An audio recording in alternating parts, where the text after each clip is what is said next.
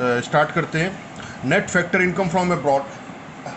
Net factor income from abroad का जो एक फार्मूला होता है वो होता है factor income from abroad minus factor income to abroad. Factor income from abroad का मतलब ये हुआ हमारे नॉर्मल रेसिडेंट्स जो भी कुछ कमा करके हमें दे रहे हैं वो सब की सब हमारी इनकम है, उसको हम जोड़ेंगे नेशनल इनकम में। और बाहर के जो भी बंदे हैं, बाहर के जो भी बंदे हैं उनकी इनकम को हम माइनस करेंगे, ठीक है। इसको हम क्या बोलते हैं, इसी को बोलते हैं net factor income from abroad, ठीक है। समझ में आ गई बात ये। अब यहाँ पर अब बीच में वर्ड जुड़ा हुआ है फैक्टर इनकम। फैक्टर इनकम का मतलब क्या है, ये चीज़ आपके दिमाग में बिल्कुल क्लिक कर जानी चाहिए कि फैक्टर इनकम का मतलब क्या है। फैक्टर इनकम का मतलब ये है those income which are generated through various factors of production, ठीक है। और फैक्टर ऑफ प्रोडक्शन क्या है, वो इनकम जो फैक्टर ऑफ प्रोडक्शन जनरेट करते हैं वो क्या कहलाएगी, वो फैक्टर इनकम कहलाएगी। अब फैक्टर ऑफ प्रोडक्शन क्या है, फैक्टर ऑफ प्रोडक्शन है आपका लैंड, लेबर, कैपिटल और इंटरप्रेन्योरशिप। लैंड, लेबर, कैपिटल और इंटरप्रेन्योरशिप। और इनकी इनकम क्या है, लैंड की इनकम रेंट के फॉर्म में, ठीक है। लेबर की इनकम सैलरी या वेजेस के फॉर्म में, ठीक है। और कैपिटल की इनकम इंटरेस्ट के फॉर्म में, और इंटरप्रेन्योरशिप की इनकम जो है प्रॉफिट के फॉर्म में फैक्टर इनकम है। कहने का मतलब क्या है, रेंट फैक्टर इनकम है हमारी, ठीक है। सैलरी फैक्टर इनकम है हमारी, इंटरेस्ट फैक्टर इनकम है हमारी, और प्रॉफिट फैक्टर इनकम है हमारी। ये जितने भी हम फैक्टर्स ऑफ प्रोडक्शन देते हैं, हम का मतलब हाउस होल्ड्स, हमारे पास तो है सारे के सारे फैक्टर्स ऑफ प्रोडक्शन। तो हम लोग जो भी कुछ देते हैं, चाहे अपनी लैंड दें, चाहे अपना लेबर दें, चाहे अपनी कैपिटल दें, चाहे अपनी इंटरप्रेन्योरशिप स्किल्स दें, सबके बदले में जो भी कुछ हमको मिलता है, ठीक है, वो हमारी फैक्टर इनकम का पार्ट है, ठीक है। ये आपके समझ में आ गया होगा। अब इसको देख लेते हैं, अब आपको शायद चीज़ें ज़्यादा अच्छी तरीके से समझ में आएंगी। It is the difference between factor income. Factor income क्या है, रेंट, इंटरेस्ट, प्रॉफिट और वेजेस। थोड़ा इधर उधर हो गया है, रेंट के बाद वेजेस आना चाहिए था, और वेजेस के बाद इंटरेस्ट और फिर प्रॉफिट, लेकिन आपको समझ में आ जाएगा। रेंट, इंटरेस्ट, प्रॉफिट और वेजेस, ये सब क्या है, इसी को हम बोलते हैं factor income. Earn by normal residents of a country from abroad, ठीक है। And factor income earn by non residents in the domestic territory of the country, ठीक है। ये आपके समझ में आ गया। हमारा बंदा जो बाहर से अर्निंग कर रहा है उसकी इनकम को हम अपनी नेशनल इनकम में काउंट करेंगे, वो क्या कहलाएगा, वो कहलाएगा फैक्टर इनकम फ्रॉम अब्रॉड। और बाहर का बंदा जो हमारी कंट्री के अंदर काम कर रहा है, हमारी कंट्री के अंदर सपोज कोई कंपनी है, से टाटा मोटर्स है, टाटा स्टील है, इन्फोसिस है, ऐसी जगह पे कोई बंदा अगर काम कर रहा है, और वो बंदा क्या है, वो 8 या 10 महीने के लिए काम कर रहा है, उसके बाद वापस चला जाता है, तो फिर क्या हुआ, वो हमारी कंट्री के लिए नॉन रेसिडेंट हुआ। तो उसकी इनकम को हम माइनस करेंगे, उसकी इनकम को क्या करेंगे, माइनस करेंगे। और इसके बदले में जो भी हमारा बंदा बाहर रह रहा है, अब्रॉड में रह रहा है, वहाँ पे काम कर रहा है, उसकी इनकम को हम जोड़ेंगे, ठीक है। ये आपके समझ में आ गया होगा। इट मे बी पॉजिटिव और नेगेटिव। और मैंने जो आपसे कहा था NFIA, net factor income from abroad, short में मैंने लिख दिया NFIA, factor income from abroad minus factor income to abroad, ठीक है। ये आपके समझ में आ गया होगा। उसके बाद फिर अगला है कंपोनेंट्स ऑफ NFIA। NFIA किसको कहते हैं, NFIA किससे मिलकर के बना है, NFIA के पार्ट्स क्या क्या हैं, किन किन चीज़ों को जोड़ देंगे तो NFIA मिल जाएगा, ये सब चीज़ें देखने वाली हैं। सबसे पहले है नेट कंपनसेशन ऑफ एम्प्लॉयज़, ठीक है, जिसको हम लोग बोलेंगे शॉर्ट में COE, compensation of employees, in short COE, ठीक है। It is the difference between COE earned by normal resident of India from abroad and COE earned by normal non-residents in India, ठीक है। क्या हुआ, कंपनसेशन ऑफ एम्प्लॉयज, हमारे बंदे जो बाहर कमा रहे हैं, माइनस बाहर के बंदे जो यहाँ कमा रहे हैं, जो भी कुछ आएगा उसको हम लोग क्या बोलेंगे, उसी को हम बोलेंगे नेट कंपनसेशन ऑफ एम्प्लॉयज, यानी नेट COE, ठीक है।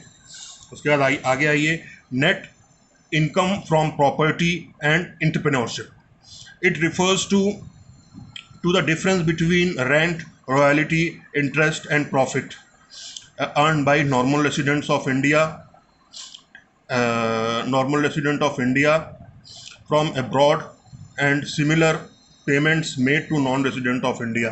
जैसे कोई प्रॉपर्टी है, ठीक है, जैसे हमें रॉयल्टी मिल रही है, इंटरेस्ट मिल रहा है, या प्रॉफिट का कुछ भी पोर्शन मिल रहा है, ठीक है, हमारे बंदों को बाहर से माइनस बाहर का कोई भी बंदा जो है यहाँ की किसी प्रॉपर्टी में, ठीक है, यहाँ की किसी चीज़ में, मान लो विदेश की कोई बुक वगैरह है, उससे जो भी रॉयल्टी वगैरह जा रही है, ठीक है, या इंटरेस्ट मिल रहा है, उसको हम माइनस कर देंगे तो net income from property and entrepreneurship ये हमें मिल जाएगा। ठीक है, तो ये आपके समझ में आ गया होगा आई होप। फिर उसके बाद आगे आते हैं, तो ये हो गया net income from property and entrepreneurship, ये दूसरा कंपोनेंट हो गया NFIA का। उसके बाद फिर अगला है net retained earnings. Net retained earning का मतलब क्या है? It refers to the difference between undistributed profit of resident companies abroad and foreign companies in India. ठीक है, हमारी कंपनी, जैसे मैंने आपको अभी एग्जांपल दिया था नॉर्मल रेसिडेंट के केस में, सपोज सऊदी अरब में एक कंपनी है इंडिया की, सपोज मान लीजिए कि रिलायंस इंडस्ट्रीज़ एक कंपनी है। अब रिलायंस इंडस्ट्रीज़ की रिफाइनरी एक वहाँ पे वर्क कर रही है, ठीक है, तो क्या करती है भाई, कोई भी कंपनी अपनी अर्निंग का सारा पोर्शन खुद के पास तो रखती नहीं है, उसी अर्निंग में से उसको अपने सारे के सारे एक्सपेंसेस बियर करने हैं, उसी अर्निंग में से उसको सारे के सारे एम्प्लॉयज़ को सैलरी देनी है, और उसी अर्निंग में से अपना पार्ट भी रखना है। अपना पार्ट का मतलब ये हुआ अपना प्रॉफिट भी रखना है। तो जो चीज़ वो अपने पास रखती है, अपने खुद के पास रखती है, वो किस में आएगा? वो कहलाएगा आपका रिटेन्ड अर्निंग्स। ठीक है, जिसको वो डिस्ट्रीब्यूट नहीं करती है उसको हम क्या बोलेंगे? उसी को बोलेंगे रिटेन्ड अर्निंग्स। ठीक है, तो यहाँ पे क्या लिखा हुआ है? It refers to the difference between undistributed profits of resident companies abroad. Resident companies abroad, you can think about the example of Reliance Industries operating in Saudi Arabia. ठीक है, is that clear? Retained resident companies abroad and foreign companies in India. ठीक है, ये आपके समझ में आ गया होगा। अब यहाँ मैंने इसको समराइज कर दिया है। देखिए समराइज क्या किया है? NFIA is equal to what? Net compensations of employees plus net income from property and entrepreneurship plus net retained earnings. ठीक है, ये आपके समझ में आ गया होगा। इस तरीके से ये मैंने आपको कंपोनेंट भी बता दिए, NFIA भी बता दिया। Relation between national product and domestic product depend upon NFIA। Domestic product is estimated first and then national product is derived from domestic product by adding subtracting. ठीक है, सबसे पहले हम डोमेस्टिक प्रोडक्ट काउंट करते हैं और डोमेस्टिक प्रोडक्ट के बाद जो है वो नेशनल प्रोडक्ट आता है। ठीक है, आपको ये समझ में आ गया होगा। देखिए डोमेस्टिक प्रोडक्ट में net factor income from abroad अगर हम ऐड करते हैं तो नेशनल इनकम मिल जाएगी। डोमेस्टिक प्रोडक्ट में अगर net factor income from abroad को ऐड करेंगे तो नेशनल प्रोडक्ट मिल जाएगा, और नेशनल प्रोडक्ट में अगर हम net factor income from abroad को माइनस करेंगे तो हमें डोमेस्टिक प्रोडक्ट मिल जाएगा। और नेशनल प्रोडक्ट और डोमेस्टिक प्रोडक्ट को अगर हम मॉनेटरी टर्म्स में कन्वर्ट कर दें तो नेशनल इनकम और डोमेस्टिक इनकम हो जाता है।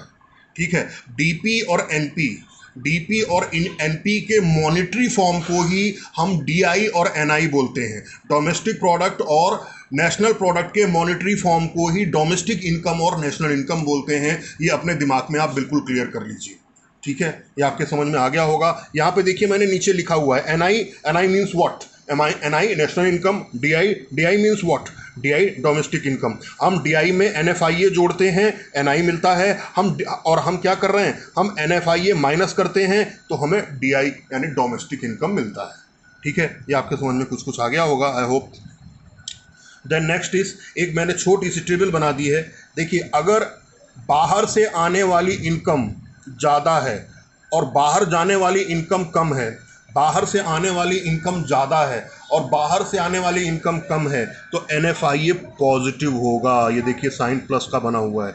और इस केस में नेशनल प्रोडक्ट या नेशनल इनकम डोमेस्टिक इनकम से ज़्यादा होगी, नेशनल प्रोडक्ट डोमेस्टिक प्रोडक्ट से ज़्यादा होगा। अगर income from abroad, income to abroad से ज़्यादा है तो NFIA हमेशा पॉजिटिव होगा, और नेशनल प्रोडक्ट या नेशनल इनकम डोमेस्टिक प्रोडक्ट या डोमेस्टिक इनकम से ज़्यादा होगी। नेशनल इनकम डोमेस्टिक इनकम से ज़्यादा होगी अगर income from abroad is more than income to abroad. Second case, अगर income from abroad income to abroad से कम होगा तो NFIA माइनस होगा और डोमेस्टिक प्रोडक्ट नेशनल प्रोडक्ट से ज़्यादा होगा।